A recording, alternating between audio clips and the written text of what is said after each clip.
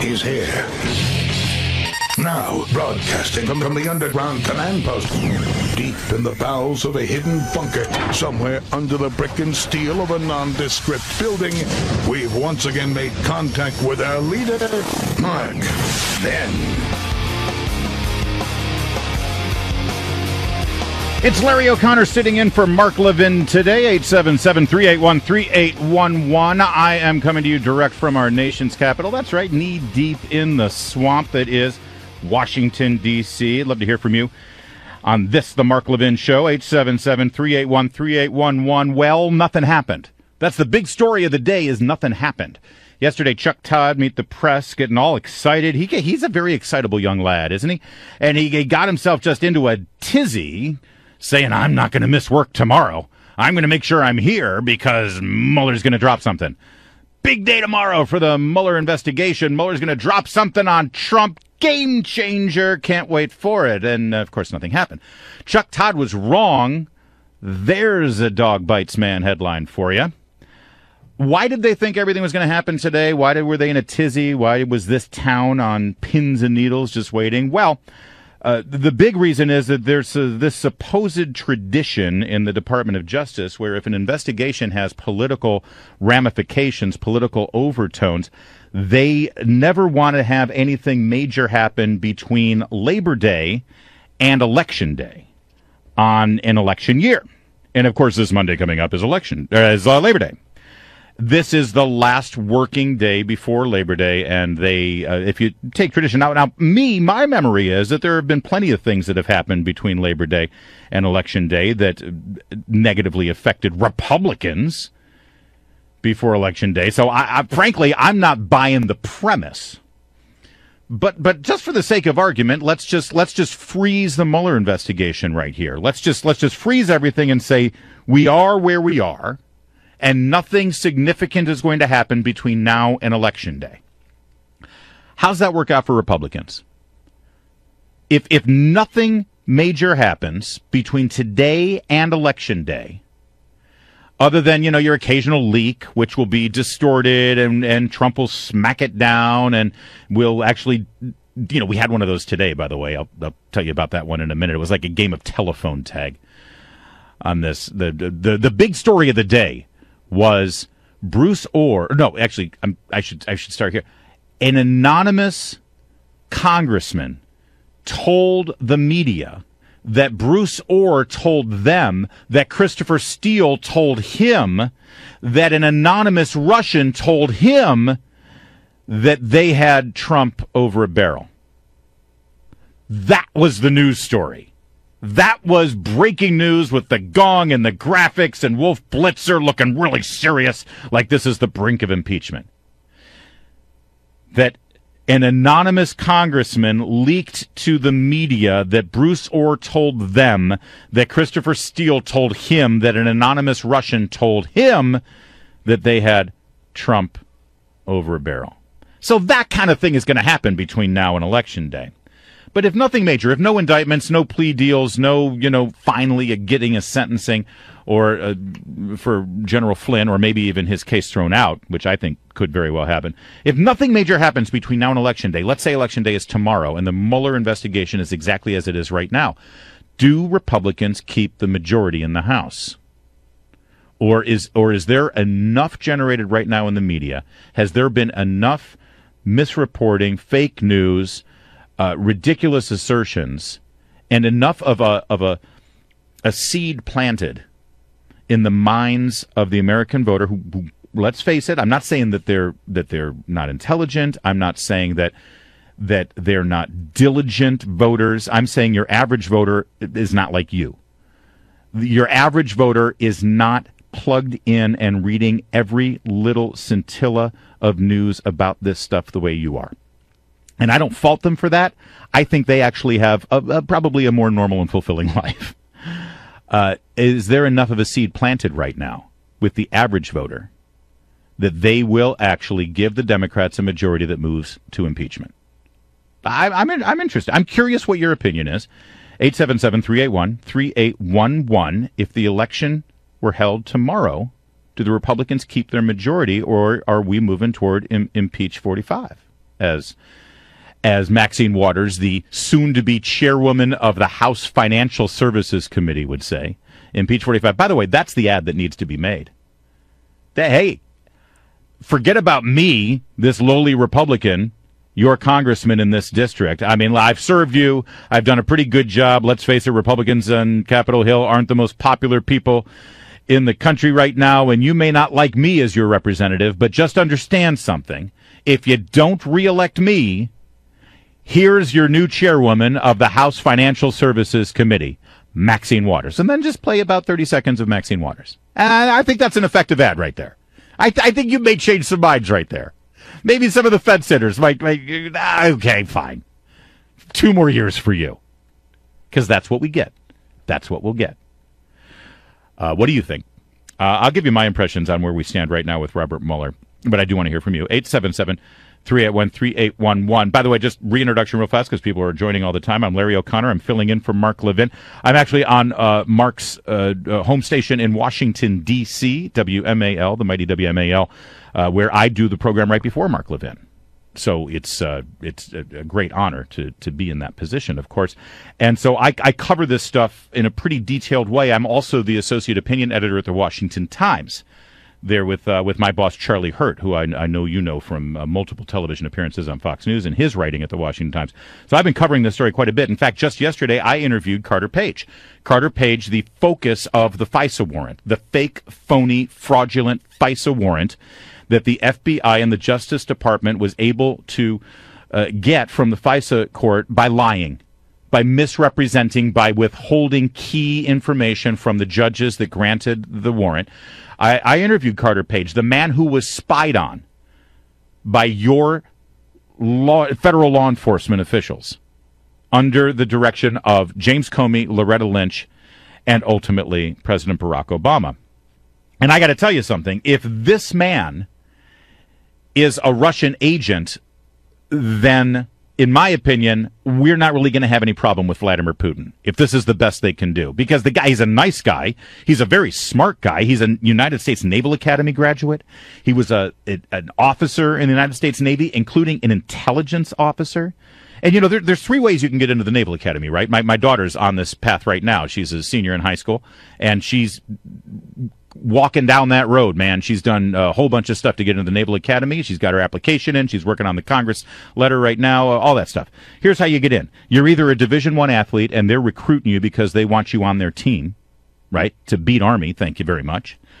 Or you're a legacy, right? Your dad was an admiral, or your grandpa was, the representative for the United States Navy on the chief of staffs there, right? Or you got some kind of legacy, or your dad or your grandfather actually went to the Naval Academy, right? And by the way, there's nothing wrong with that. I think that it's incredible that we have this great tradition in America where generation after generation in a family will bring their best and brightest to the service academies and become officers in the United States Navy or the Army or wherever you. Your third route to the Naval Academy is you're just an incredible person. You're incredibly brilliant. You have great grades. You have great leadership qualities. You dedicate yourself to community service. You are the best of the best. You test well. You get the grades. You've got all the advanced courses in high school right now, all those AP classes. My daughter's got 5 AP classes right now. It's amazing. Let me tell you, Carter Page, the person who James Comey stood before a FISA court and said that he believes and has reason to believe is an agent for a foreign government who is hostile to the United States of America. Carter Page is the latter of those 3 options. He is not a star athlete. He is not the son of a legacy member of the Naval Academy. He's just a really smart guy and a really good guy at the time he was brought into the Naval Academy. I've never met him personally, but you just don't get in unless you've got an incredible clean record. He was an Eagle Scout, literally an Eagle Scout. And this is the man that's now been targeted for spying. And Carter Page has never been charged with the crime. After all this, I mentioned Carter Page on the air. I'll mention him on social media. I mention him on television, on one of my television appearances. And I'm sorry, I actually believe in innocent before proven guilty. I actually believe that you should give a person like this the benefit of the doubt. And I'll get inundated with people from the left, with media personalities saying, he is an agent for the Russian government. And the man has never been charged with a crime. He has never been convicted of a crime. He's never had to go to court to defend himself because there's never been any charge made against him.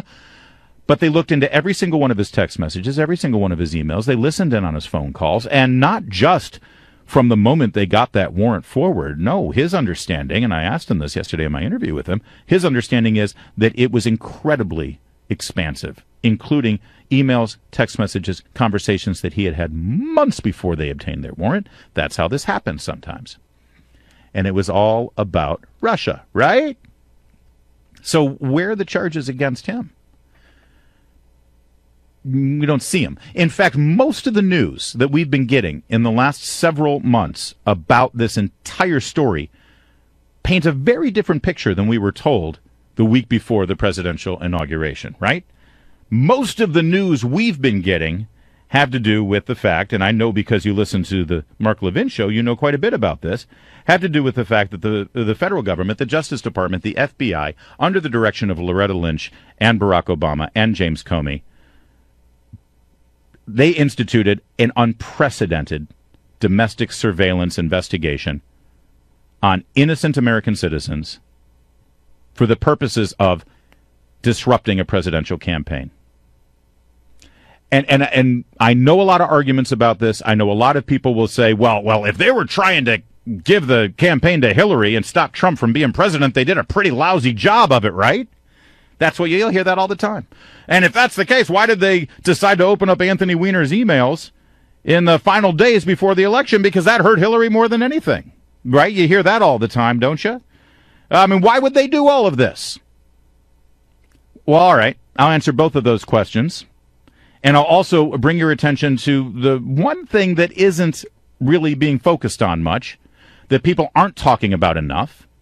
The one thing in this entire fiasco that was revealed in the Inspector General's report 2 months ago that seems to have gone unnoticed. And that was the direct implication of President Barack Obama in all of this. I'll give you all of that in just a moment, and I do want to hear from you at 877-381-3811. We're sort of taking a moment here on this final day before Labor Day to reset the Mueller investigation, take our temperature as to where it stands right now, how it might affect the midterm elections, assuming that we don't have any big blockbusters between now and Election Day. And we're talking about the story within the story that people aren't focusing on. We'll give you all that here on the Mark Levin Show. I'm Larry O'Connor, sitting in for Mark Levin. 877-381-3811. Keep it right here. Mark Levin.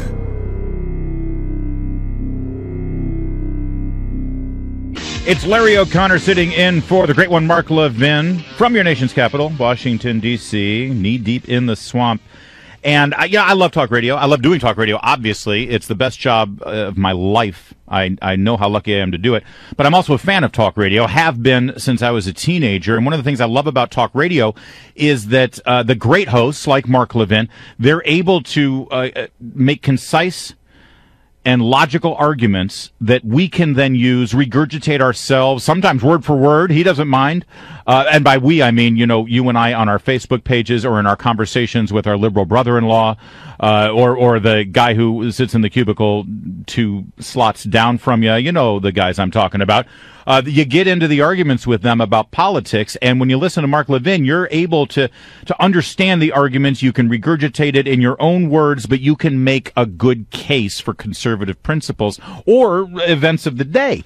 And I was talking about the Mueller investigation. I'm talking about how we have learned now under James Comey, Loretta Lynch, and Barack Obama exactly how amok the Justice Department and the FBI was running during the 2016 campaign in their failure to properly literally prosecute the case against Hillary Clinton, and in their unprecedented surveillance of the Trump campaign. And you'll always hear a couple of arguments back to you when you try to make that case. One of them is, well, if that was the case, they did a terrible job because Trump won. I mean, what do you make of that? And why did they go after Hillary's emails on Weiner's laptop right before the election? If they were in the tank for Hillary, why did they do that right before the election? All right, well, here's your answers, and they're very important. First of all, on the first question, There are two answers to that, and they're both valid and they're both correct.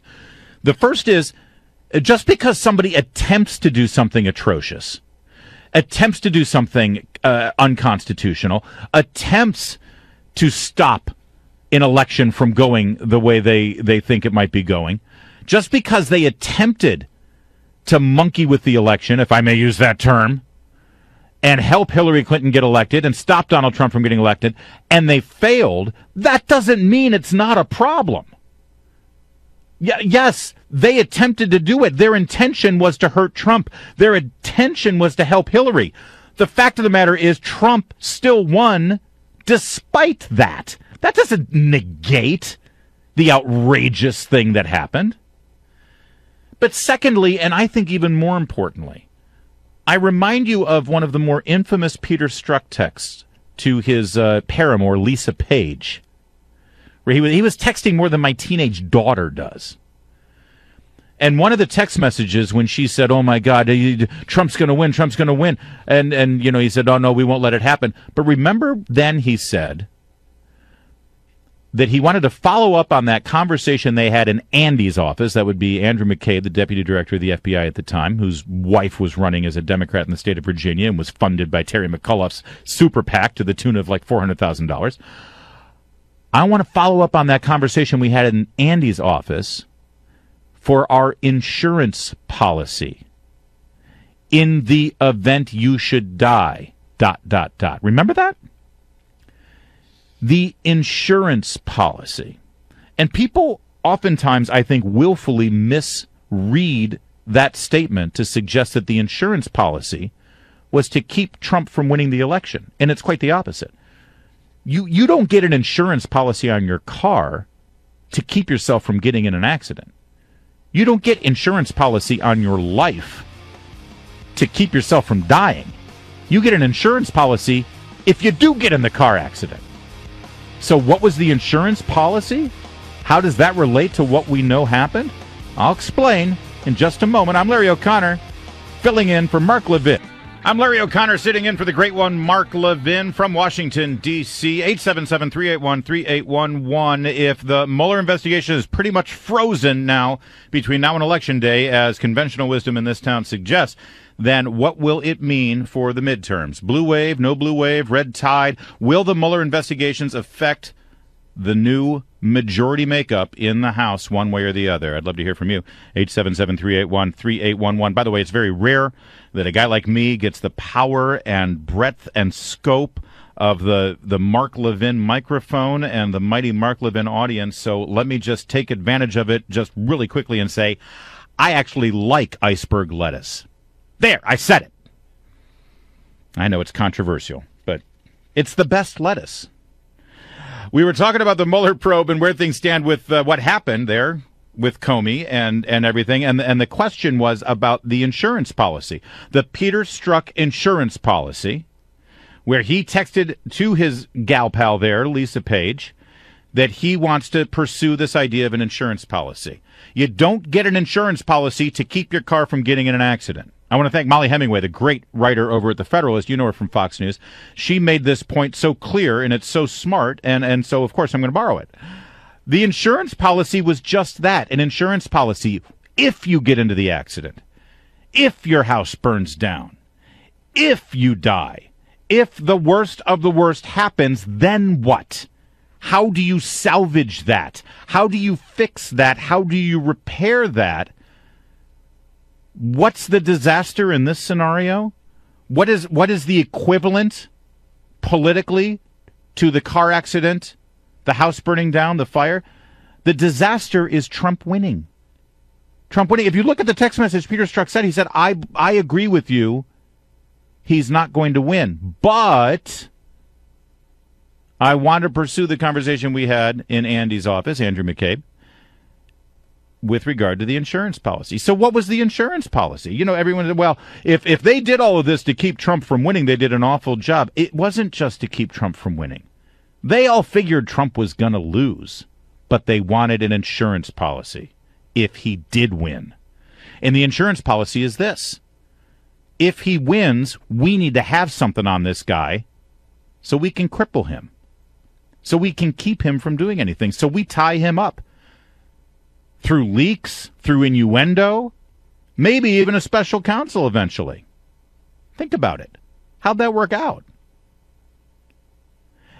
And if you're working in the FBI, if you're James Comey, if you're Andrew McCabe, if you're Peter Strzok, and you assume Hillary Clinton's going to win, and you pursue this extraordinarily unconstitutional investigation on his campaign with surveillance and spies, yeah, I'll call him a spy because he was spying. You go through all of that.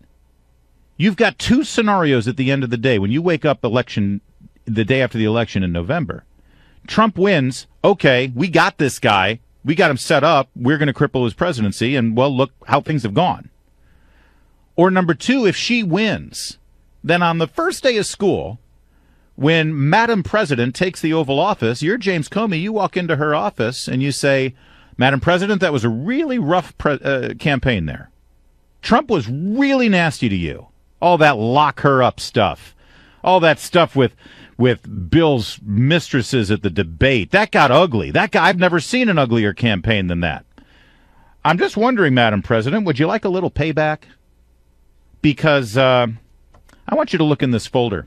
We've been working on something. It's called Crossfire Hurricane. Little project that me and the boys put together during the campaign. Maybe you might want to pursue some of this.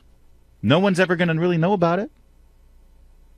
Would you like to get back at Trump for all the things he said? Here, just look at what we got. And, of course, they didn't have anything, but because she was president and her attorney general was in charge and none of the stuff that has been revealed would have been revealed, well, they would have been able to manufacture whatever they wanted with the surveillance they obtained.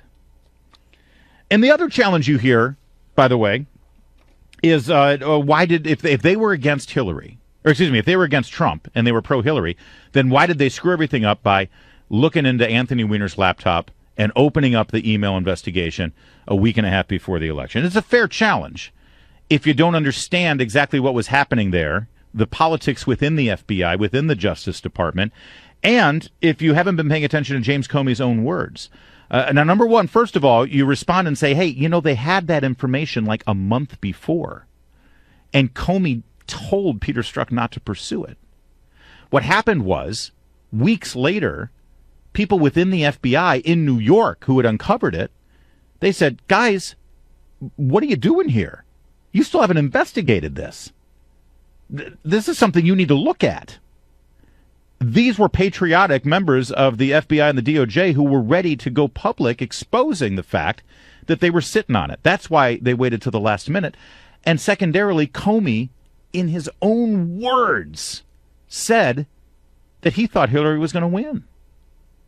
He made this decision based on the assumption that Hillary Clinton was going to win. Right there, by the way, should disqualify him as any kind of a blind arbiter of justice, because he actually made decisions as the director of the FBI, assuming the outcome of a presidential election. That proves that he had some bias affecting his decisions. Not that he wanted her to win, but the fact that the decision was made based on the idea that she would win. That should be irrelevant. Whether you investigate a crime or not should be irrelevant with regard to whether the subject of that investigation is going to win an election or not. If there's a crime that needs to be investigated, you investigate the crime. Period. That's what we all understand justice to be in this country. But he said himself that he assumed she was going to win, and he was concerned about the appearance after the election if it were to be discovered that the FBI sat on this and didn't investigate it. So Comey was so sure she was going to win, because apparently he just watched CNN, that he thought, okay, fine, we got to do this, because if we don't, it's going to be horrible, and it's going to hurt Hillary Clinton after she wins the election. So let's just do this thing. We'll get it over with. It's not going to affect her anyway, because, she's going to win. And that's what happened. And that's the answer when you get challenged on these things. Because it's going to work, by the way, because it's the truth. And we do have the truth on our side. How do you think this is going to affect the election? Let's start with Nick in Purcellville, Virginia, listening on the great WMAL. I'm Larry O'Connor, in for Mark Levin. What do you think? Well, Larry, I don't know if you recall the chronological order of how things came down before the 2016 election, but it was actually about a week before the election that dossier came out in the news. And it didn't, I think nobody bought it. So what I'm saying is that Comey cleared Hillary, like you're saying. Comey cleared Hillary and said, well, these crimes nobody will prosecute these crimes. And then about a week before the election, the dossier came out. So that was the insurance policy, and it didn't work. That's my thought on it. I don't know if you remember, but that was my recollection of how things came down before the election. I mean, the dossier, the news of the dossier trickled out via Mother Jones and via Yahoo News. It didn't make much of a splash because, again, this is an ironic thing here, Nick, and thank you for the call. This is the ironic thing. This thing was peddled for weeks and weeks and weeks and weeks to CNN and the New York Times and the Washington Post, and I'm guessing all the networks, and frankly, I'm guessing probably it appears, based on some pretty good reporting that's been done now, there's some conservative organs also got it. There's a Bill Kristol editorial from July 30th, 2016, that there's no way Bill Kristol could have written this op-ed, in my opinion, over there at the Weekly Standard, without having been briefed on the dossier. But most news outlets did not take this Russian dossier and publish it and print it. Only Mother Jones and Yahoo in the final week reported some of the things about it. So think about that for a minute. From CNN's perspective, from NBC News and MSNBC's perspective, from the New York Times and Washington Post perspective, the dossier wasn't credible enough to report on publicly. But it was credible enough for the FBI to use in the FISA court to get a warrant on an American citizen to surveil. The New York Times and CNN had a higher standard than the FBI. That's a problem. Don in New Jersey, listening on WABC. Don, you're on the Mark Levin Show. Hey, good afternoon. There's a site on human trafficking, Danielle Sittel, S-I-T-T-E-L, on Google. It says 1387 WordPress. The translation is at the back end of the picture. The hand over glass says, please admit. It says women are exploited. It's not a choice. Children are forced into marriage. All right, Don, thank you. You're not going to promote your thing. Let's go to Ron in Brooksville, Florida. Boy, things are happening down there in the Sunshine State, aren't they, Ron? It's going to be the ugliest election Florida's ever seen. I bet it is. It already is. I mean, they've already started the race card that Obama used the term "don't monkey around with this and that." I didn't know it referred to blacks. I really didn't. Yeah, you know what? It was one of the most despicable things. I wrote about this over the Washington Times. There was a headline about half an hour after this came out that said that DeSantis said monkey with and directly related it to voting for the black candidate. They didn't even use the candidate's name, your Democrat nominee there. They just said black candidate. It was such a lie. It's despicable. It's all of this is built on lies, and you know, I'm going to go back with this dossier, and it exchanged, in my opinion, between the Attorney General and Bill Clinton at the airport in Arizona. I think there was a trade-off done right there. Ah. Now when they were talking about their golf game and their grandchildren on the tarmac, Bill was actually handing the dossier over to Loretta. I'm going to work for Hillary, and Barack Obama wants to be on the Supreme Court, Bill, and that's what we're doing. We're fixing this dossier. Trump won't stand a chance to investigate any of this when we get this really going well. That's what the 15-minute meeting, but my main concern is, like Bruce Orr just testified before Congress, that he was keeping in contact with Steele all through all of this, and that he was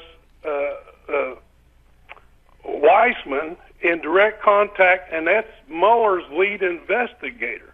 Yeah. Now, the big thing of this, that connects the entire circle. The top four, the top FBI, the Justice Department, and we're going to go back to something that I really think that this goes back to Hillary Clinton selling her position as Attorney General over the uranium deal. The Secretary of State. Yeah, listen, there's a lot involved in it, Ron. I don't disagree with that, but it actually comes all the way back to Barack Obama. And thank you for the call. Andrew McCarthy actually has been making this point. I know you've heard Andrew here on Mark Levin's show, and he's been beating the drum on this for quite some time, that this ultimately, at least the part of the story where Comey and his pal Strzok and Orr and those guys decided not to prosecute Hillary Clinton on the email thing, it all really comes down to Barack Obama. It's really a protection racket for Barack Obama, because if they went after Hillary Clinton, then they'd have to go after Barack Obama. Walk down the lane with me here. And by the way, this was validated. This was Andrew McCarthy's hypothesis well over a year ago, because Barack Obama specifically said that he was completely unaware that Hillary Clinton was using a non-government email server. He said that on the record. His spokesperson said it on the record. He said it in interviews. And at the time, the Clinton campaign the next day wrote emails to each other, thanks to WikiLeaks, we know this, saying this is a problem. We got to clean this up, because he's received emails from Hillary Clinton's server.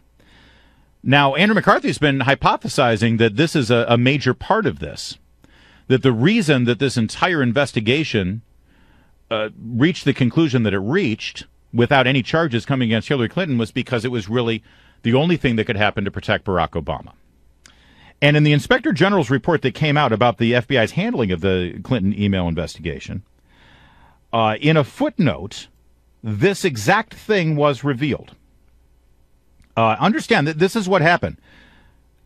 He was asked, when did you first learn Hillary Clinton used an email system outside the U.S. government for official business when she was Secretary of State? Bill Plant, retired reporter over there at CBS News, asked the president that question. And Obama's answer, the same time everybody else learned it, through news reports. Remember that? Remember how everything that happened in America, Obama learned from watching TV when he wasn't watching ESPN? Well, here's the problem. When you look at the footnotes of the Inspector General Horowitz's report of the FBI's handling of this, I'll quote it right now. FBI analyst and prosecutor 2 told us that former President Barack Obama was one of the 13 individuals with whom Clinton had direct contact using her ClintonEmail.com account. There were only 13 individuals that she had direct contact with, and Barack Obama was one of them. And see, that's really the problem. It proves that Barack Obama lied about this. It proves that Barack Obama had a vested interest in the outcome of the email investigation. And it proves that the entire thing was rigged from the start. And that's not being focused on much, is it? I wonder why. 877-381-3811. Will the Mueller investigation, if it stops right now, if it's frozen in time, will it affect the midterms? I want to hear from you. I'm Larry O'Connor, in for the great one, Mark Levin. Mark Levin.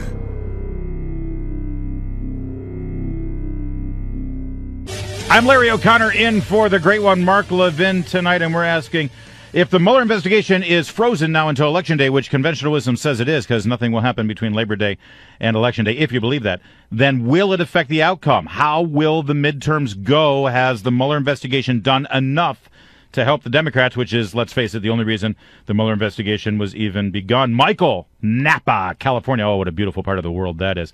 You're on the Mark Levin Show. I'm Larry O'Connor. Hey, Larry. Thanks for taking my call. No, it will not be affected. If there was anything, any evidence at all with the amount of leaks of this president, it would be out there by now already. There's nothing there, no way. And also, Democrats have absolutely no message other than hate Trump, and that the only things they are talking about is how to redistribute everybody's wealth, and that doesn't work in an economy like this. So no Michael, way. I think you're onto something there. Thank you for the call. It's brilliant, because ultimately, outside of impeachment, what is the overriding unifying message of the Democrats? They don't have one. I'm Larry O'Connor. You're listening to The Mark Levin Show. He's here. Now, broadcasting from the underground command post, deep in the bowels of a hidden bunker, somewhere under the brick and steel of a nondescript building, we've once again made contact with our leader, Mark Levin. I'm Larry O'Connor, sitting in for the great one, Mark Levin, today on the Mark Levin Show. I'm in Washington, D.C. In fact, I do the afternoon show in Washington, 3 to 6 p.m., right before Mark Levin comes on my station, WMAL, in the nation's capital. And I'm thrilled to be sitting in for Mark. And I want to talk a little bit about what I love about the Mark Levin Show, and it's my show. I listen to it driving home, of course, just like you do, or wherever you are right now, listening to Mark Levin. And one of the things I love about it is that he explains conservative principles in such a clear and concise way, of course. And one of the things I like about being a conservative is that oftentimes our arguments, our beliefs, our principles, oftentimes, every time, when our arguments, our beliefs, and our principles are held up to the standard of logic, of just purely making sound, logical sense, based on universal truths that everyone can agree on, and based on what we know of human nature, oftentimes, every time, the conservative idea, the conservative position, the conservative principle wins out, because they are based on universal truths, and those principles do make logical sense when you understand human nature. By the way, on a quick tangent, that's one of the reasons why proponents of left-wing ideas, liberal ideas, people on the left try to redefine universal truths all the time. I mean, what is more universal than the understanding of what makes a man and a woman, right? I mean, it's probably the first fundamental truth we all understood at the beginning of time, that, oh, hey, there's a difference between us. You look like that and I look like this, and we do different things. The fact that they're trying to redefine gender and what makes a man and a woman, and what it means to be a man and a woman, that tells you that that's part of what they do. They try to redefine universal fundamental truths. And last night on Fox News, Tucker Carlson, I'm a big fan of Tucker Carlson. You may actually see me on his program. I'm on there on a regular basis. He made an argument about American fiscal policies, about our welfare state, and about corporations, that the reaction today was remarkable to me, because a bunch of so-called conservatives were hammering Tucker Carlson because they said he sounds like Bernie Sanders, he sounds like a socialist, he sounds like Alexandria Ocasio-Cortez. What is this all about? Now, I want you to hear this, because I agree with him. I'm going to play a little bit of it, and if you agree, if you think that oh my God, Tucker Carlson, what's happened to you? You're calling for big government. You're calling for, the United States federal government to abandon corporations and force businesses to. I want to hear from you. Go ahead and give me your gut response to this. 877-381-3811. Because to me, in some respects, conservatism has gone astray in this country. I think that's obvious. I think it's one of the reasons why Donald Trump rode into office riding against the establishment Republican Party. It's why you see a bunch of people who for decades called themselves conservative on cable news are now openly contradicting themselves and their own positions and their own principles that they pretended to stand for years because they happen to not like Donald Trump. I think that in many respects we went astray, and it's most specific to this principle of do you support a free market in our economy, or do you support big business in our economy? Because the two don't go hand in hand. In fact, big business hates a free market. Big businesses, for the 150 to 200 years we have had big businesses in this country. When we started to move in the 19th century from an agriculture agrarian type of economy dominated by industry and big businesses and banks and manufacturers, it was at that moment where we saw what happens when big businesses can completely and totally run amok hand in hand with their friends in Washington, D.C. to stifle a free market. They don't want a free market because a free market means competition. If they can rig the game, they will. And they rig it by getting the government to help them rig it. It's actually the epitome of big government. The government should stay out of the economy. But because they are able to mess with what is, in fact, a free market, that's when big businesses figure out how to game the system. And I don't necessarily blame them. I blame our elected officials for allowing it to happen. So let's go to Tucker here because he makes a point about Jeff Bezos and Amazon. And by the way, also Walmart. Listen, here's cut one. Tucker Carlson last night. Jeff Bezos, the founder of Amazon, is worth about $150 billion. That's enough to make him the richest man in the world by far, and possibly the richest human being in all of human history. It's certainly enough to pay his employees well, but he doesn't. A huge number of Amazon workers are so poorly paid, they qualify for federal welfare benefits. According to data from the nonprofit group New Food Economy, nearly 1 in 3 Amazon employees in Arizona, for example, was on food stamps last year. Jeff Bezos isn't paying his workers enough to eat, so you made up the difference with your tax dollars. Next time you see Jeff Bezos, make certain that he says thank you. Now, people responded to this. Conservatives, Republicans responded to this. Fox News viewers saying, "Well, you sound like Bernie Sanders. What are you doing? What are you arguing for a living wage? You're arguing to raise the minimum wage? You're arguing to have the government mandate that Amazon pay their employees?" Well, that's not at all what he's saying. That's not at all what he's saying. Listen to what he's saying here. Here's cut two because he ties Walmart into this as well, and it's critically important if we're going to stand for something here. Here's Tucker Carlson, cut two. What about the Walton family? They founded Walmart. Collectively, they're worth about $175 billion. That's more than the entire gross domestic product of Qatar, the oil-rich Gulf state. The Waltons could certainly afford to be generous with their workers. Instead, they count on you to take up the slack. In 2013, taxpayers sent more than $6 billion to Walmart's employees for food stamps, Medicaid, and housing assistance. Now, I understand how we instinctively hear a person attacking a successful business and the people behind that successful business and criticizing them for not paying their employees enough. And we instinctively say, "Whoa, wait a minute. That's none of our business." They should be able to run their business however they want. If they can get employees to work for, $7 an hour, $8, that's their business. Let the employees make that decision. If they don't want to work for Walmart, let them get some training and some education. They can get a better job somewhere else. I get that. I understand that. I don't disagree with you. And by the way, that's not the argument that Tucker's making. Tucker's not saying that the government should force them to pay their employees more.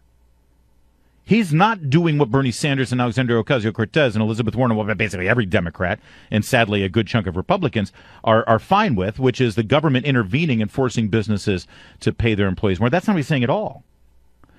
What he's saying is they're only able to do that. They're only able to keep their employees on a 40-hour work week and pay them poverty wages that won't even put food on their tables because they know you and I are putting food on their tables. We are subsidizing those low wages. This is in a way corporate welfare.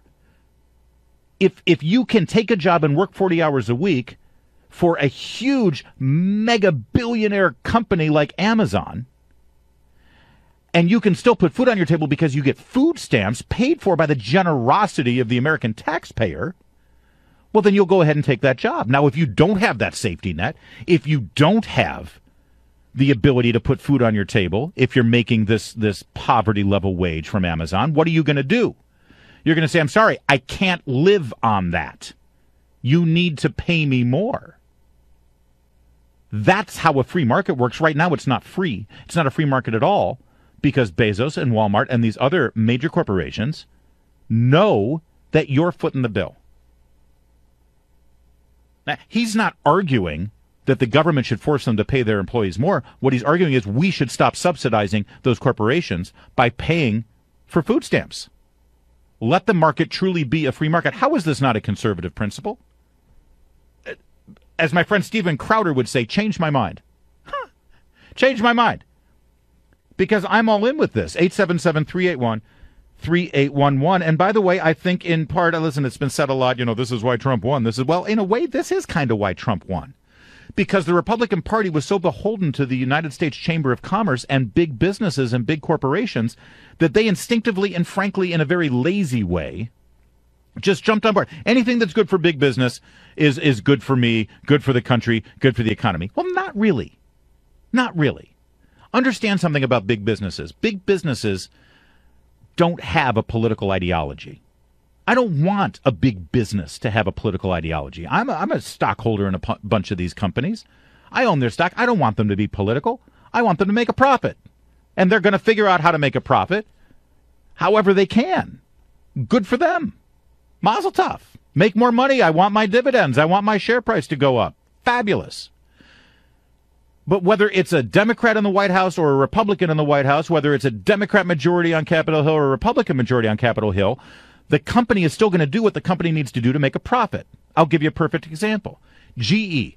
Now, when Jack Welch was the CEO of GE and there was a Republican in the White House and GE was making, tons of money with major manufacturing, with the aerospace and the defense industries and all that, everyone assumed that GE was a conservative company, that GE was in the back pocket of the Republicans, right? And then what happened when Barack Obama won the White House? And what happened at 2008, Obama wins the White House, and you got a majority in the House and the Senate for the Democrats. Now it's the Democrats are calling all the shots. Literally all the shots, because they even had a supermajority in the Senate. They could do whatever they wanted. What did GE do? Do you remember what GE did? GE jumped face first into the climate change crisis, the global warming crisis, the carbon emissions crisis. They were the greenest company you'll ever see. Remember, they owned NBC at the time. Remember how NBC dedicated an entire week of their programming to global warming and environmental causes? Why did they do that? Why did GE, this major corporation, jump into the business of being all of climate change and joining and partnering with the Obama administration and the federal government in promoting climate change hysteria? Well, GE had a big division that made those compact fluorescent light bulbs. Remember that? Remember how the federal government and state governments wrote laws to force us to change our light bulbs to those terrible fluorescent light bulbs? Who benefited from that? Who benefited from those laws being passed? Well, if you had to throw out your 89-cent incandescent light bulb and replace it with a $5 fluorescent light bulb, that's going to show up pretty good on the revenue sheet for GE. Oh, but it got even better, because 2 years after that, all the studies came out explaining how dangerous those compact fluorescent bulbs were. Not only did we all hate them, not only did we hate the light that it put out, not only did it give us headaches, but if you break one of those things, you got to get in a hazmat suit to clean it up, because it's full of, here's the punchline, terrible things for the environment. Things that'll make you sick now. I'm not talking 600 years from now when the oceans rise or whatever. I'm talking about today. That thing breaks in your house. You don't want to inhale that stuff. So then what did GE do? Oh, it's beautiful. It's art. It's magical. I'm in awe of what they were able to do with this in such a short time. They came out with LED bulbs. So first, they jump on board with the environmental thing. They get the Obama administration and the Democrats to write all these laws that outlaw the incandescent lamp, which was, by the way, the incandescent light was a fantastic, incredible invention. How much was an incandescent light? Seriously, 50 cents for a light bulb. And it gave out a beautiful light. And it was fantastic, but it took too much energy. So then they get the compact fluorescent bulbs, which everybody hated, and that cost 10 times more money, right? But everyone hated them, and then we found out they were dangerous if you broke them. So then what do? The LED bulb. The LED bulb now costs what? $15. But it is a beautiful light. I mean, the light it emits is fantastic. And it'll last forever. And if you break it, it's not dangerous. So how many expensive light bulb transactions happened for GE as a result of them jumping on board with climate change? Do they care about climate change? They don't care about climate change, and they don't care about politics, and they don't care about Democrats or Republicans. They care about their profit. God bless them. That's great. Get the government out of that business, and then you've really got a free market. And that's the point that Carlson's making here. Why should your tax dollars pay for food stamps for someone who has a 40-hour work week at Amazon, but they can't put food on their own table. You're subsidizing Jeff Bezos. I hope you're happy. How is that not conservative? I'd love to hear from you. 877-381-3811. I'm Larry O'Connor. It's the Mark Levin Show. Mark Levin.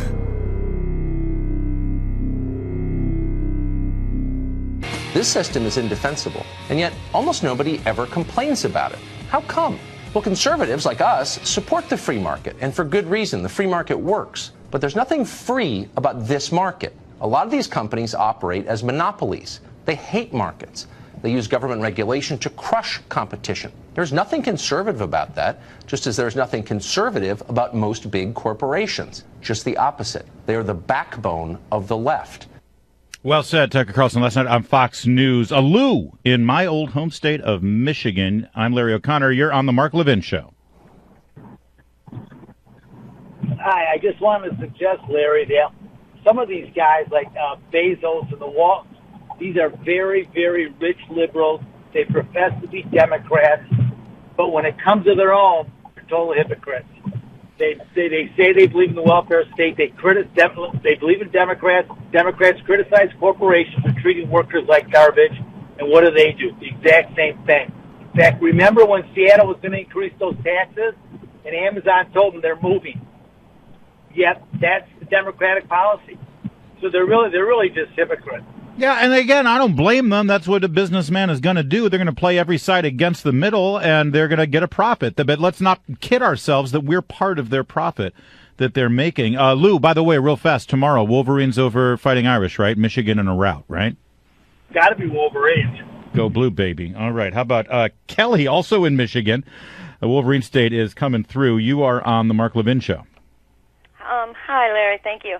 I listened to that episode last night with Tucker Carlson, and I was about to post it until he started talking about Bernie. I have a lot of followers that hate me but love Bernie, so I wasn't giving that up to him. It would have been better had he Tucker told the nation about what was going on and maybe a way to work with it.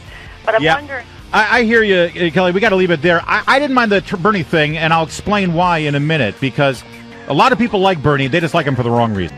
The Mark Levin Show. Call in now at 877-381-3811. Larry O'Connor sitting in for the great one, Mark Levin. I am in Washington, D.C., your nation's capital.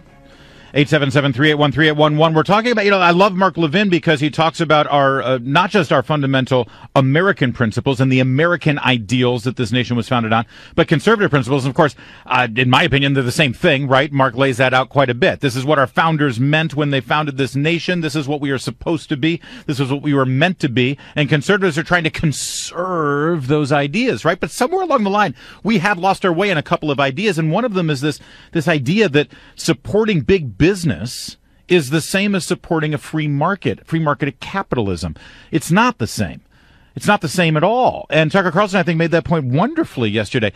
This is very similar to the immigration issue, too. Listen, if we really did have a complete and total free market where there wasn't a welfare state, there wasn't government subsidies for anyone in this country below the poverty line where they could get their school and they can get their food and they can get their health care and they can get every one of their basic needs, including housing, handled for them, then in that perfect utopian world of an actual free market, then theoretically we wouldn't need immigration control, right?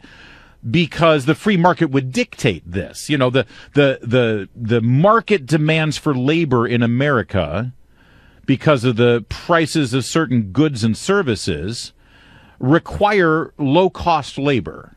And that low-cost labor isn't available currently in the job market. Therefore, we need to import that labor. That's the idea behind having lax immigration controls. That's why you challenge a Milton Friedman on this, and you say, well, so you're for open borders, right? I remember interviewing Rand Paul about this during the campaign, and I challenged him on it. I said, well, if you're really a libertarian, if you're really for the market determining all of these things, then why aren't you also for open borders? Because technically, that's just a supply and demand issue. There is a demand for that cheap labor, and so therefore the supply is coming from another country, And that's just the basic. And he said, theoretically, I believe that. The problem is we have a welfare state. That's what Milton Friedman said. You can't have both. You can't have open borders and a welfare state. Get rid of one of them.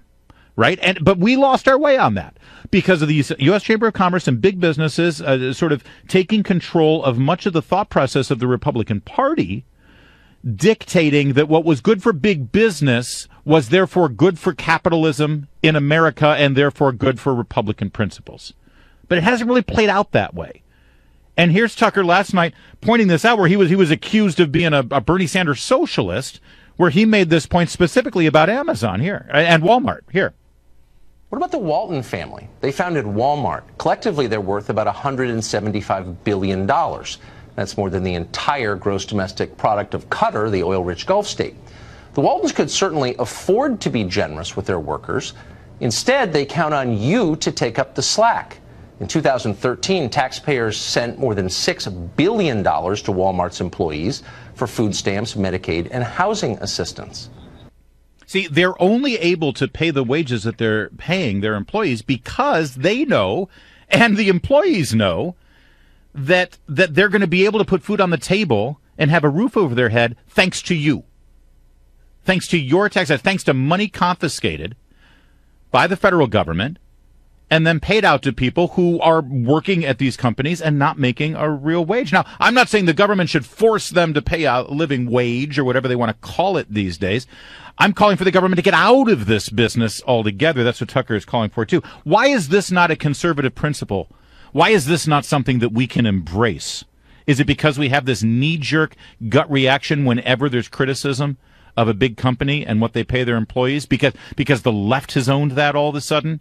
Because the people who scream in the streets and block traffic for a $15 McDonald's worker wage, because they own that now, so we can't say, well, I don't agree with your goal, but I do agree with one part of this, and that is the federal government should stop paying these benefits on behalf of a corporation. It really is a subsidy. Sal in Colorado, Rocky Mountain High. I'm Larry O'Connor in for Mark Levin. What do you think, Sal?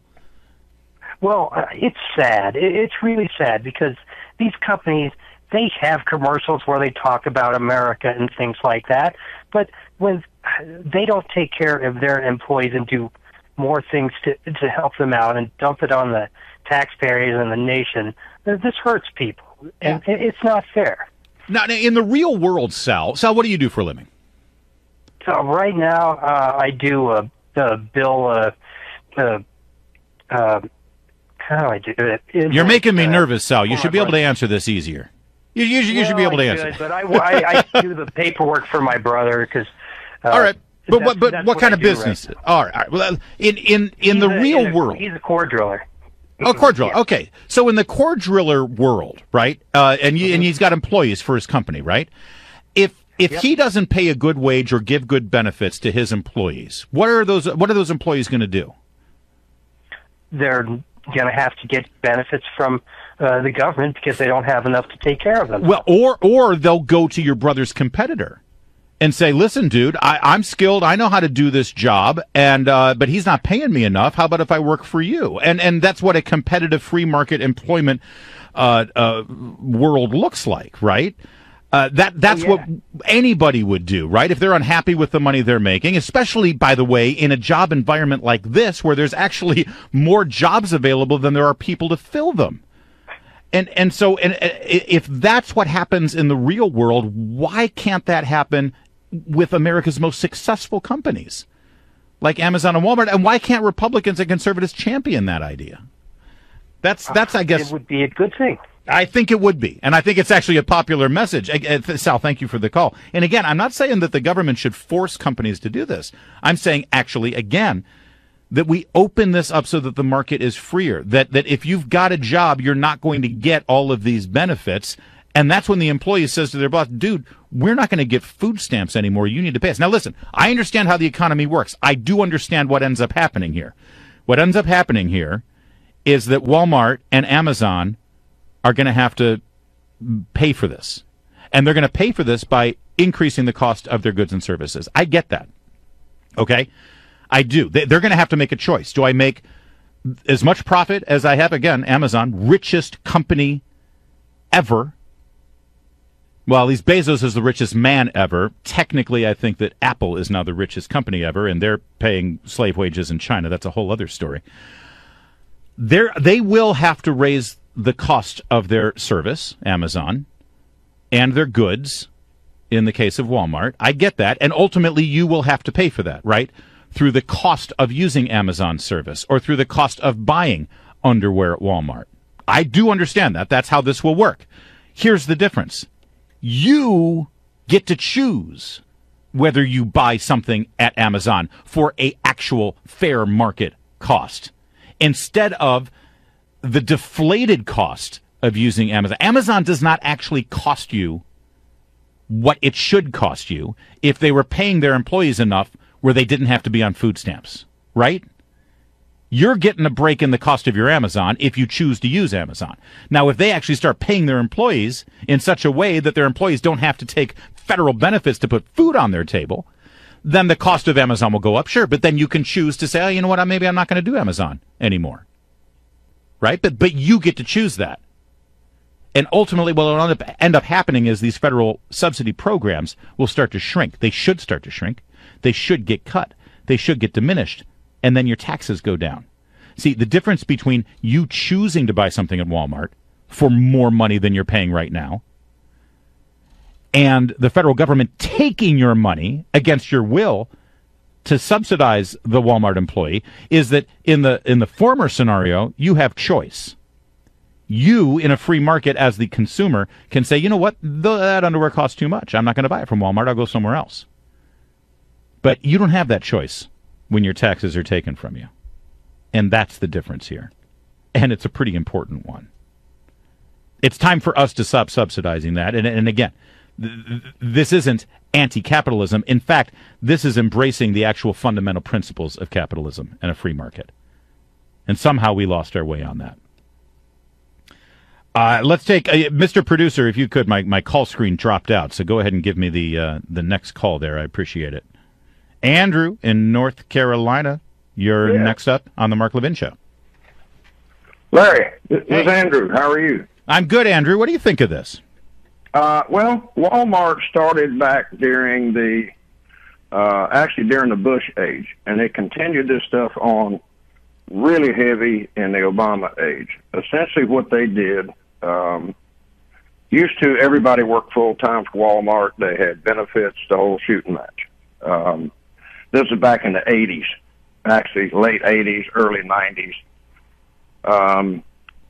Then they started dropping people out of full-time work, hiring just part-time people, no benefits. I know that many stores, like in Huntsville, Alabama, here in Clinton, North Carolina, there's typically only like 2 managers in most stores. If it's a bigger store, they could have more. But all the people that used to work for them and were working at full-time on the floor and doing different things, a lot of those they dropped back to part-time.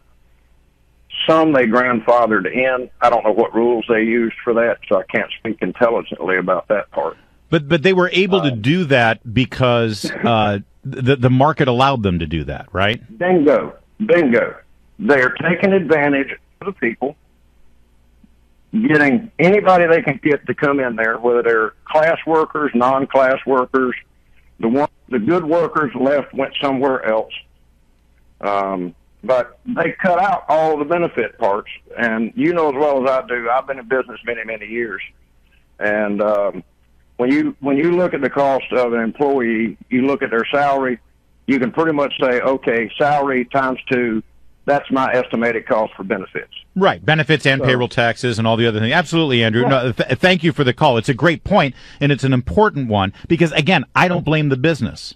I don't blame the business at all. Business is going to do what a business needs to do to make sure that they get the best profit. This is what they've been able to do because we, the taxpayers, have been patsies. We've allowed them to do it, and frankly, they've been able to manipulate elected officials to open up all these. You know, a Democrat gets to go up there, Obama gets to go up there and say, look at all the food stamps that we're. This is a success story. So many people are on food stamps. That's not a success story. That's a disaster. That's a disaster. Because if everybody's on food stamps, it means they're not actually putting food on their table through a wage, through getting a job, through working and benefiting and contributing to the economy. Because the more people that work and make those higher wages, the better it is, because they'll be able to buy more things, by the way, at Walmart and Amazon. And that's how these things continue to grow the economy. Sam, listening in Virginia, my home station at WMAL. Sam, you're next up. I'm Larry O'Connor. It's the Mark Levin Show. Hey there, Larry. Good to hear you on Mark's show. Thanks. Hopefully see you on the trail tomorrow. I think this, Tucker laid it out really nicely as our youth tonight, but I think it's such a much more complex issue. And as far as conservatives go, I think we're walking, kind of a thin line on this, and my explanation for it is that, recently the big argument was about minimum wage, and we all, everybody came together and said, we shouldn't have a minimum wage because, why? Because it should be driven by the market, and it should be the employees saying, you know what, that's not enough, I'm walking away. But it seems to me that we are talking out of both sides of our mouth now, that because Amazon and Walmart, and somehow somebody sat in a room and says, hey, this is an interesting concept because these certain amount of people are getting a benefits of some type. Obviously, we're paying for them, but I think there's some level of intrinsic value, as we've always said at conservative, about people having a job, working their way up into the labor market with better jobs as they go along. And I think the real angst that I have, and where we should focus our anger, is toward reforming these subsidies. Yeah. Because I think if we pull the rug out and say, you know what, if you're getting this much, if you're working for Amazon, you work for Walmart, and then you're also, for lack of a better term, double dipping, and you're still able to qualify for subsidies, we're going to yank the subsidies. Yeah. Well, what are people going to do? They're going to, just like with the healthcare argument, they're going to cut back on their hours to where they just go right underneath the bridge. So it should be more, in my view, of a test of time. So theoretically, Sam, no, I understand the point you're making, and I think it's a fair one. I disagree with you on one point, because if that scenario happens, that means Amazon and Walmart start losing their employees, and ultimately they do need employees, so they will start enticing people back to work. But you're right. Listen, it's not like you can push a button and everything changes, right? I totally get that. I do. But by just sitting complacently and allowing big businesses to be able to take advantage of what we are providing with our tax dollars, as these entitlements grow bigger and bigger and bigger, and they're allowed to grow without any kind of repercussions, that's got to stop at some point. And it stops by having this conversation. Sam, thank you for the call. A couple more on this in a moment. A lot of you want to chime in, and I appreciate that. And also, I'll remind you of the great words of President John F. Kennedy when he challenged us to put a man on the moon. Apparently, he wasn't just talking to us in America. I'll explain in a moment. I'm Larry O'Connor. It's the Mark Levin Show. Mark Levin.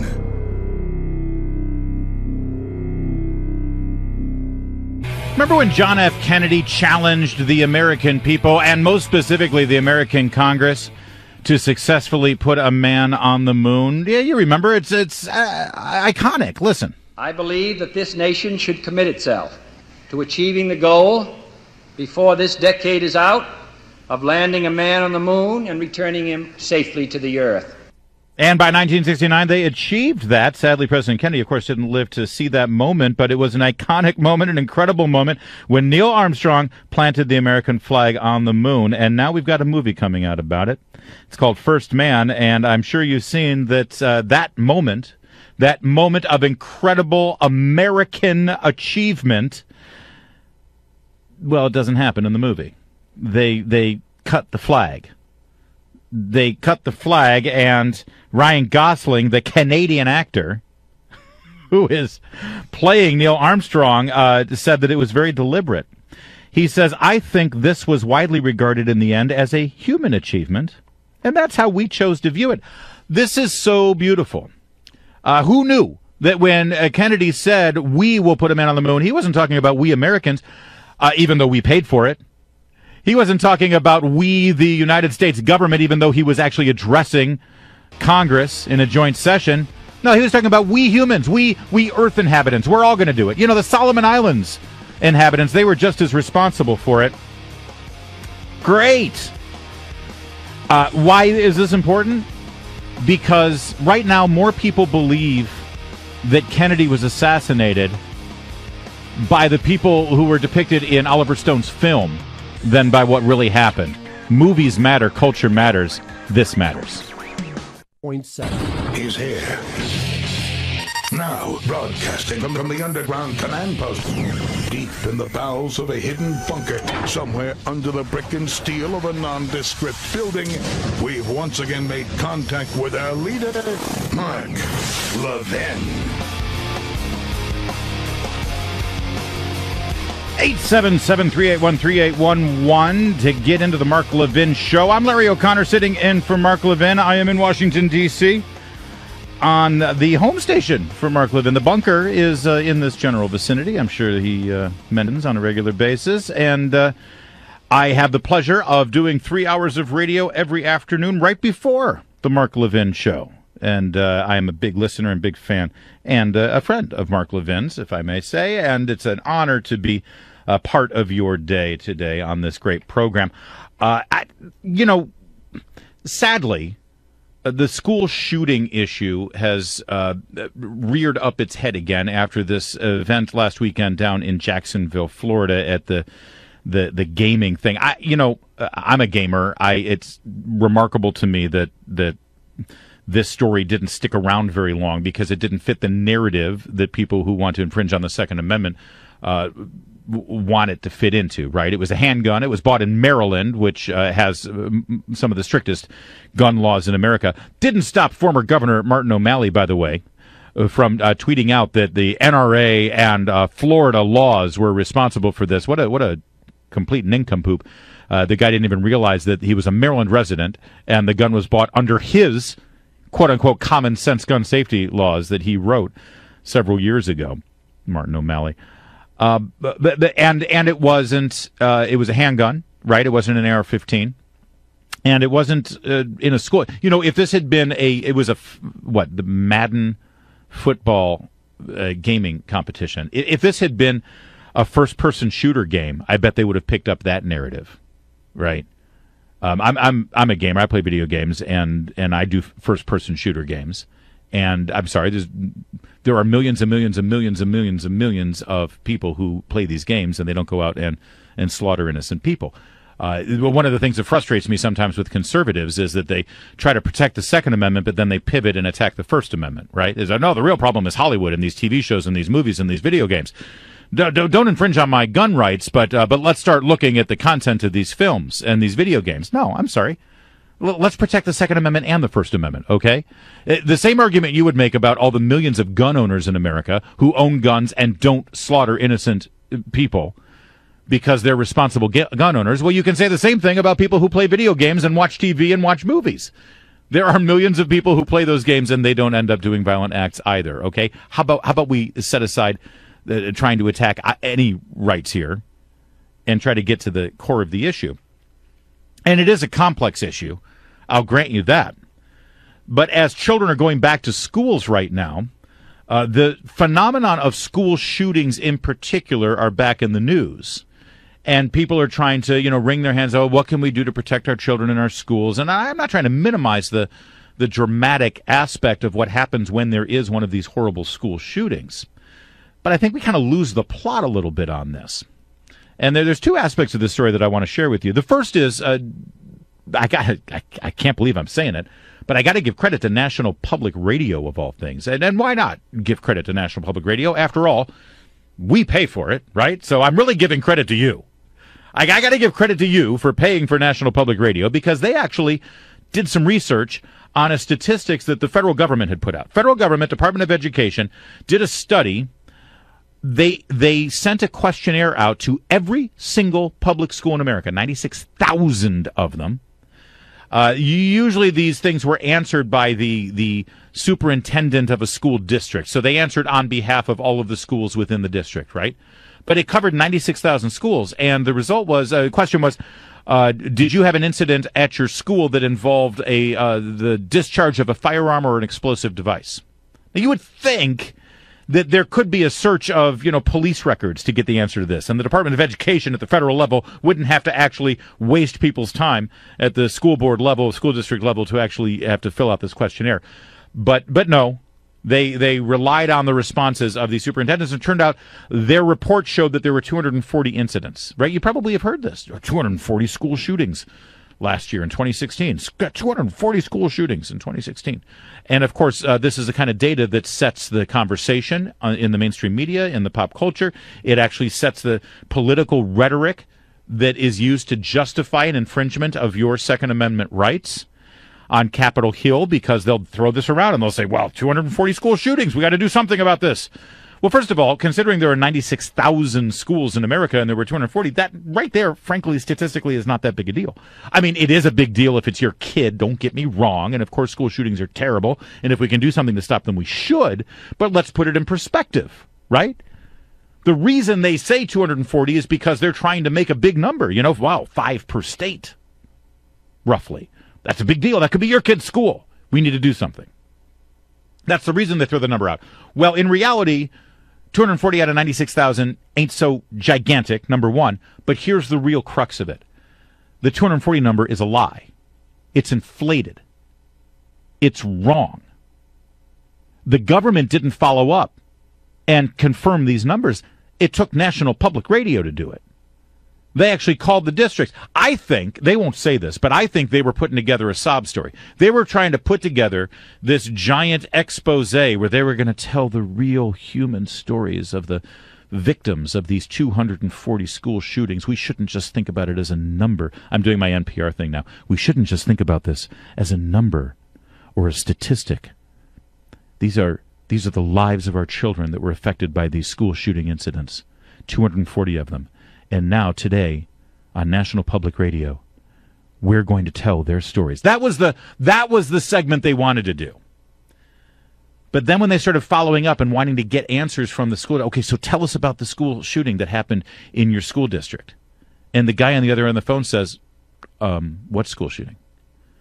I'm sorry. I'm calling from National Public Radio. I've got this report from the Department of Education. There were 240 school shootings nationwide. Oh, yeah. I heard that. I heard that statistic. That's terrible. Yeah. Well, sure. 240 school shootings in this country, and 7 of them happened in your school district last year. What, 7? We didn't have 1 school shooting in our school district. Oh, yeah, you did. You had 7 because the Department of Education gave us this number in the report. Well, there's a mistake there. And this happened on and on and on as the research continued. It wasn't 240 school shootings. It wasn't 200 school shootings. It wasn't 100 school shootings. It wasn't 40 school shootings. It wasn't 14 school shootings. After NPR followed up with all of the school districts, they could only confirm 11 school shootings. 11 out of 96,000 schools. Now listen, 11 school shootings is horrible. It is a bizarre and troubling phenomenon that school children take a gun into a school and discharge it. Now, let me just be clear. Some of these school shootings, of those 11, were not the classic kid goes into the school and shoots as many people as they can, reloads, keeps shooting until they kill themselves. They weren't all Columbines, right? They weren't all Marjorie Stonemans. Some of these 11 school shootings was, a dispute in a parking lot. Now, I'm not trying to minimize it. I'm trying to put it in perspective and give it context. 11 school shootings in one school year out of 96,000 schools. It's troubling. It's a problem. Is it something that we now need to pass legislation at the federal level that would infringe on the Second Amendment? I think most reasonable people would say no. Not even close. Not even close. But that story's not really being reported much, is it? I don't remember CNN setting up a town hall with my friend Dana Lash to apologize and explain to the world that they got it wrong and maybe this isn't quite the epidemic that everybody thinks. And maybe maybe the National Rifle Association isn't a terrorist organization, as they've said. 11 versus 240, which has become part of the narrative that we've had to push back against. But that doesn't change the fact that as a parent, you do what you can to protect your child.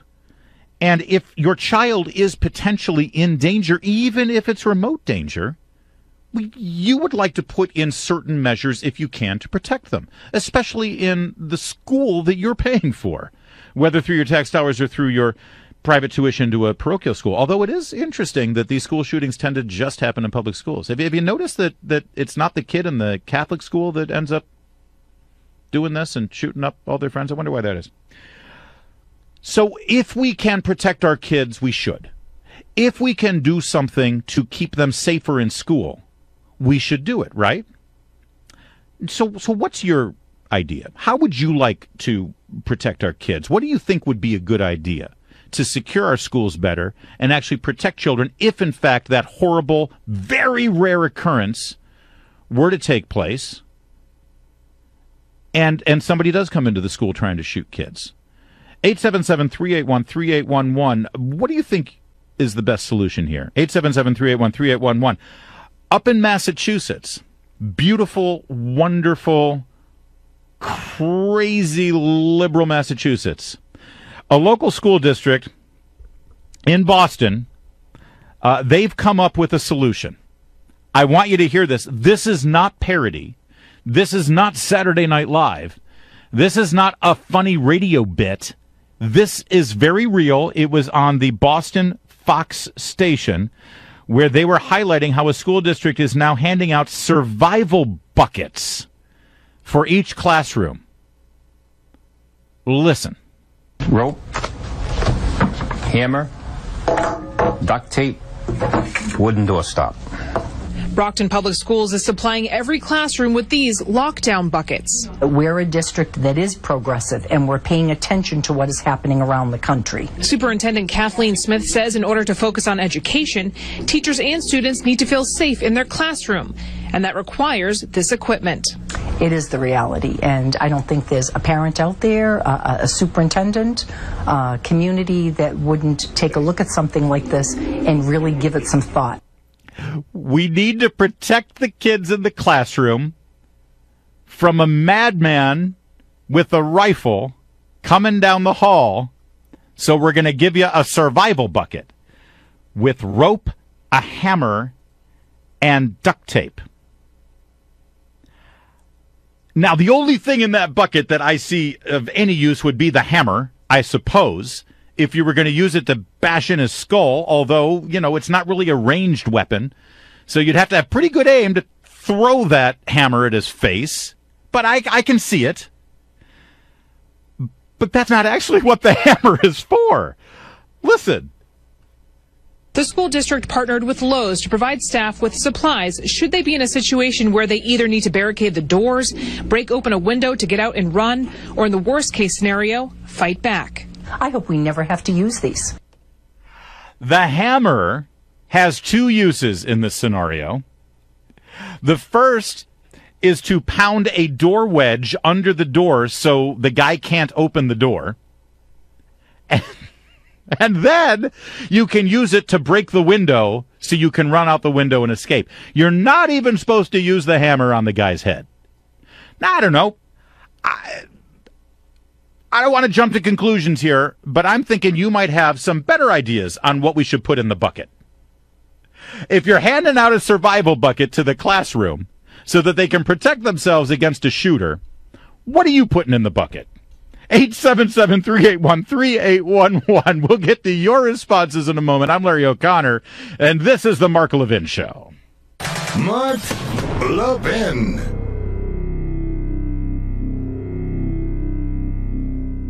So what would you put in the bucket? The survival bucket. Up in Boston, they want to protect their schools from a potential school shooter. Now, we've already sort of blown apart the fact that the statistics they've been giving us are completely inflated and wrong. The federal government, through the Department of Education, said 240 school shootings happened in 2016. After NPR followed up on all of those school districts, turns out it was 11. It was 11, but still, if we can do something to protect our kids, let's do something to protect our kids. Don't get me wrong. I think we should. It's not federal legislation. It's not something that is going to require any infringement on the Second Amendment. They're putting out these survival buckets, and the survival buckets have rope, hammer, duct tape, and a door wedge so that you can, keep the door from opening. What would you put in the bucket? In fact, listen, here's cut 7 here. They're still open to suggestions. Staff members will be given these buckets next Tuesday when they return to school, and administrators will continuously work with them to determine what other essential items will need to go inside to ensure classroom safety. If only there was an instrument, if there was only some kind of device that we had that you could put in that bucket, that survival bucket, maybe the teacher could have it, and that instrument could actually stop the person with the gun. And not something that would require you to get up close to him like a hammer. Something where you could use it from far away, and use this device, and that device could somehow stop the person dead in his tracks, if I may use that phrase. I'm sure there's something out there. Bob in Montana. Bob, you're on the Mark Levin Show. Can you believe these people? Hey, Larry, how you doing? Thanks for taking my call. You bet. Well, mine is actually twofold. Number one, the hammer idea. Yeah. For all of those on the school board that agreed to that, if any one child is hurt or killed, they should be charged along with the shooter if the shooter survives. Oh yeah. Can you imagine the school district? Hey, we did everything we could to protect the kids. I mean, we gave them a hammer. Right. Well, first of mine is this. There's nothing wrong with the idea of teachers that want to and are legally viable to do so to carry a handgun. As a matter of fact, we have a national education system, so it should actually be mandated for those that want to carry it. Mm-hmm. Secondly, I was telling your producer there, Mr. Producer, thank you, sir, this. In this country, we have tens of thousands of unemployed military veterans. Yep. Put one at every entrance and exit at the schools from grade school up to college. Should they be armed? Yeah, with a taser or possibly a, not a pellet, but what do they call them? Yeah, rubber pellet gun. Yeah. That way there's no deaths involved and the shooter is stopped. On top of that, do one further thing and market this on radio and television and say, look. We don't have time for it, Bob, but it's a great idea. Listen, we've got Rick in Manassas. I'm going to get to him next. His son was killed in Columbine. So keep it right here on the Mark Levin Show. I want to hear his story and what his reaction is to this madness. How to protect our kids in school. Call now at 877-381-3811. I'm Larry O'Connor sitting in for Mark Levin today, 877-381-3811. I am in Washington, D.C. I'm actually, I broadcast 3 hours right before Mark Levin on our D.C. station WMAL, and it is a pleasure and honor to do that every day, and it's certainly beyond a pleasure and honor to sit in for the great one today, talking about how we defend our kids.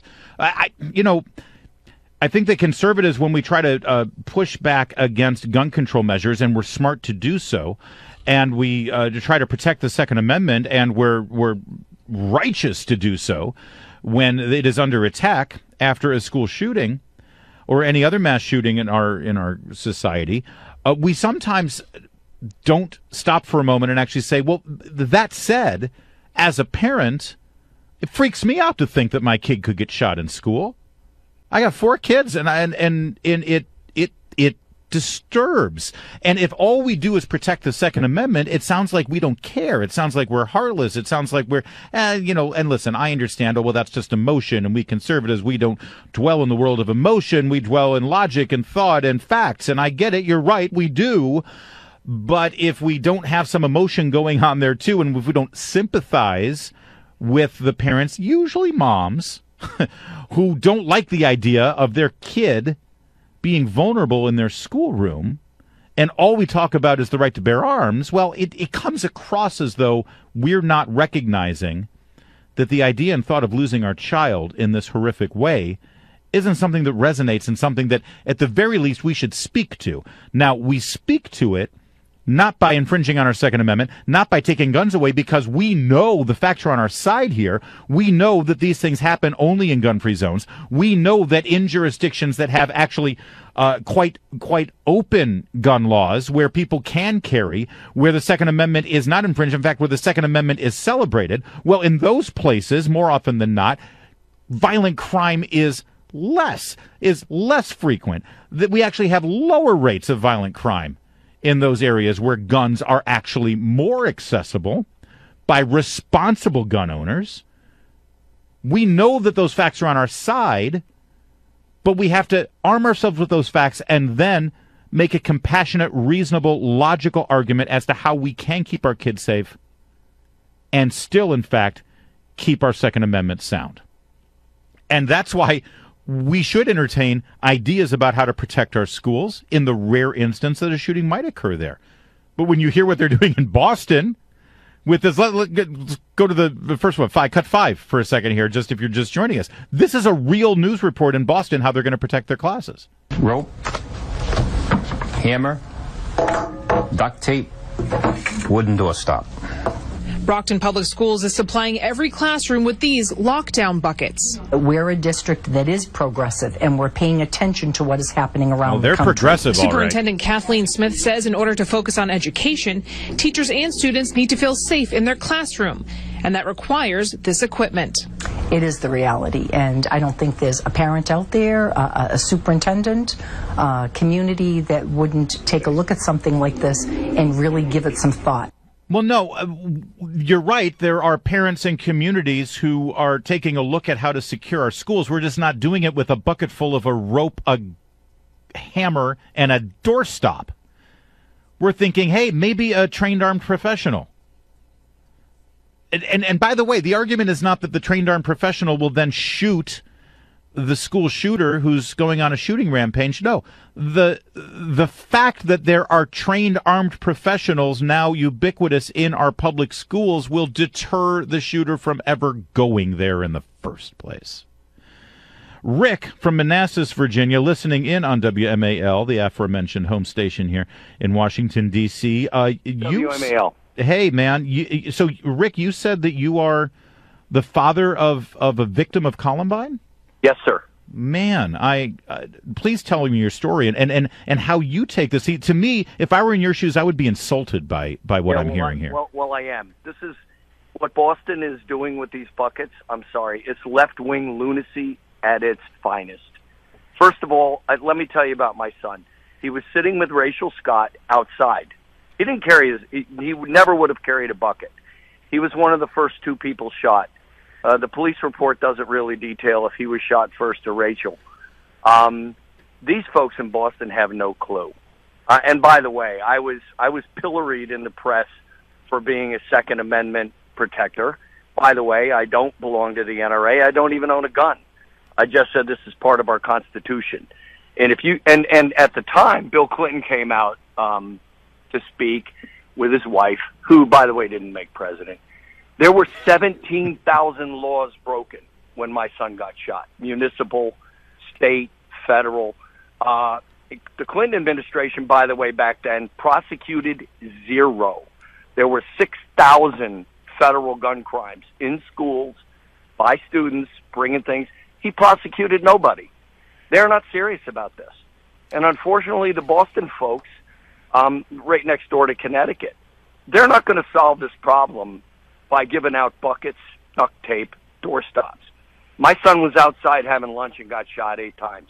He's a paraplegic today, 19 years now. And the sad part of this is that they're not going to do anything to prevent it.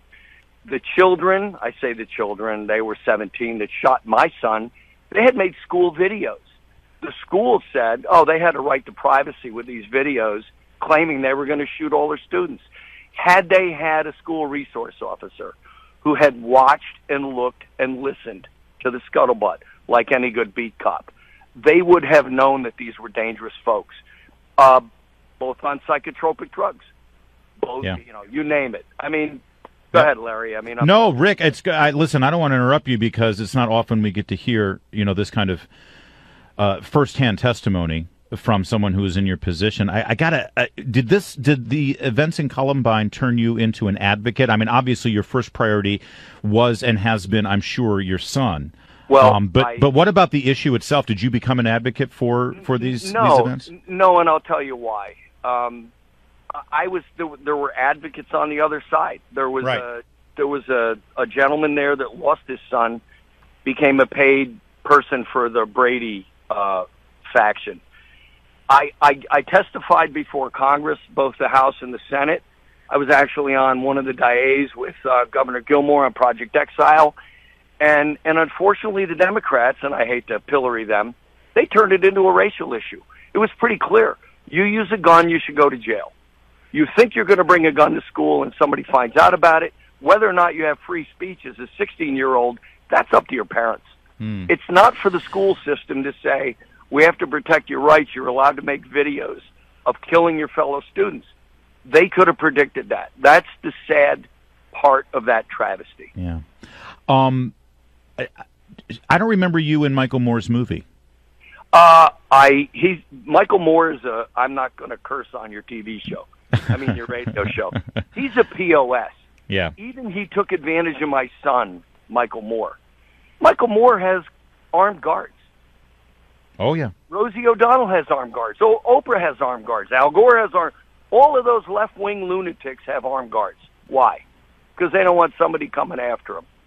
Unfortunately, the panacea that thinks you're going to fix this by getting rid of guns, criminals. Look, Chicago. Look at Rahm Emanuel in Chicago. And I don't mean to get political. They got the strongest gun laws in the nation. Of course. And how many people die every weekend? They don't even care. But yeah. And can you imagine them going to those neighborhoods in South Chicago and saying, you know what, you guys should get buckets with hammers, because the shootings are going to happen anyway. You should just bar yourselves in your homes to make sure that they can't get into your house. Just let me give you this. I think school resources officers make a lot of sense. They're a lot like beat cops. They can spot the people that would have a propensity to want to kill their fellow students. In my son's case, my son was in the band. He wasn't part of the football team. He never bullied anybody. He's eating lunch outside. Giving him a bucket outside? What are they carry buckets around like lunch boxes? It's insulting. It's insulting. It's worse than insulting. It's just stupidity at its finest. Rick, can you said your son is a paraplegic now. He's got to be 36 years old now, 38? Well, actually, he's 38 going on 39. He was 17 when he got shot, and it was 19 years ago. How's he doing? I mean, obviously he's a paraplegic, but actually, he's morphed his position about gun control, but I think it's more of his Hollywood influence. I had some influence when he was 17, and now he lives in Hollywood, and he, Occupy L.A. and some other things. But God love him. It's his right. Of course. He deserves that. We have a difference of opinion now about guns. He's just, in my opinion, he's not realistic. But he's been to get rid of guns in this country. But setting aside the politics of it, listen, I can understand somebody going through what he went through and certainly being influenced by his environment to sort of, end up in one side of the equation. I honestly, doesn't even matter to me. I'm more interested in, does he have a good life? Does he have a family? Has he been able to sort of put things together after that horrific? I mean, I can imagine at 17 years old for that happening to me. Right. So the day he got shot, I got on a plane and went to Colorado, bought a house, stayed there and went through rehab with him, and basically stayed in the hospital, lived through rehab. And the folks out there were great, by the way. But there was this constant, you got to get rid of guns, you got to get rid of guns. And it's like, look, I'm an engineer. I do engineering for a living.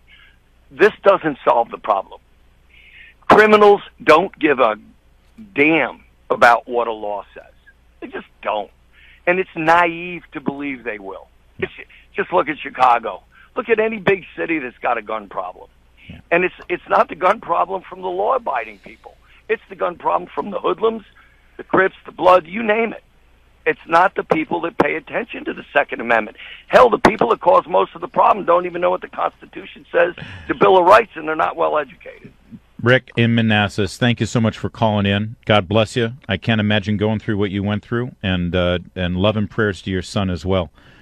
Thanks for calling in today on the Mark Levin Show. That's the beauty and amazing power and reach of this program, where we're talking about how to protect our kids in school, as we all us parents are thinking right now, as it's back to school time, and it is in the back of our minds, these school shootings. And then a father of one of the victims of Columbine happens to be listening and calls in and tells his story. One other story. We talked earlier about this Department of Education study that falsely, erroneously, feloniously claimed that 240 school shootings happened in 2016. NPR goes, investigates it all, and it turns out not even close. In fact, it's 11.